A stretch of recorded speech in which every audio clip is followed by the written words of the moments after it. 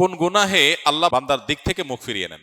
এই বিষয়ে প্রসিদ্ধ একটা হাদিস আছে, নবী সাল্লাল্লাহু আলাইহি ওয়াসাল্লাম বলেছেন, 3 ব্যক্তি এমন আছেন যাদের সাথে কিয়ামতের দিন আল্লাহ কথা বলবেন না, তাদেরকে আল্লাহ তাআলা পবিত্র করবেন না। এই মানুষগুলো যাদের থেকে আল্লাহ তাআলা মুখ ফিরিয়ে নেবেন, তাদের সাথে আল্লাহ কথা বলবেন না, তাদেরকে আল্লাহ পবিত্র করবেন না।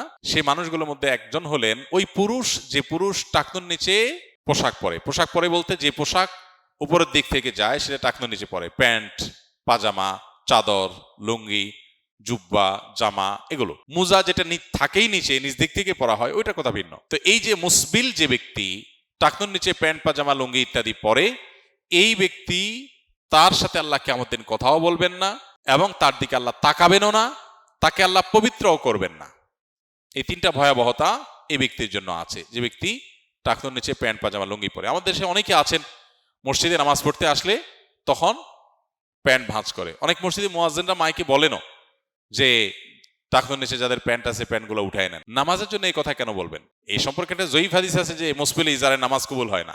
হাদিসটা সহিহ সূত্রে বর্ণিত না। বিশুদ্ধ হাদিসগুলো সবগুলো হলো কমন এবং জেনারেল, সব সময়ের জন্য এটা প্রযোজ্য যে পুরুষ মানুষ টাকনুর নিচে পোশাক পরবে না। এখন বৈজ্ঞানিক গবেষণা বলছে যে এটা পুরুষের জন্য ক্ষতিকর। যাই হোক, সেটা গবেষণা কি প্রমাণ হয়েছে এটা বড় কথা না, বড় কথা হলো নবী সাল্লাল্লাহু আলাইহি ওয়াসাল্লাম নিষেধ করেছেন, বাস শেষ।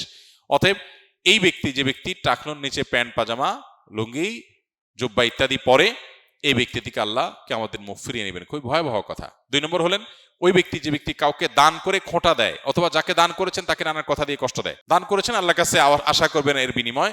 যাকে দান করেছেন তার সাথে আপনার কোনো আলাপ থাকবে না। দান করে খোঁটা দিলেন, কষ্ট দিলেন, খোঁচা মেরে কথা বললেন, এগুলো বললে আপনি আল্লাহ তাআলার দৃষ্টি থেকে সরে যাবেন কিয়ামতের ময়দানে। নাম্বার 3, ওই ব্যবসায়ী, যেই ব্যবসায়ী তার পণ্য বিক্রি করতে গিয়ে মিথ্যা শপথ করে।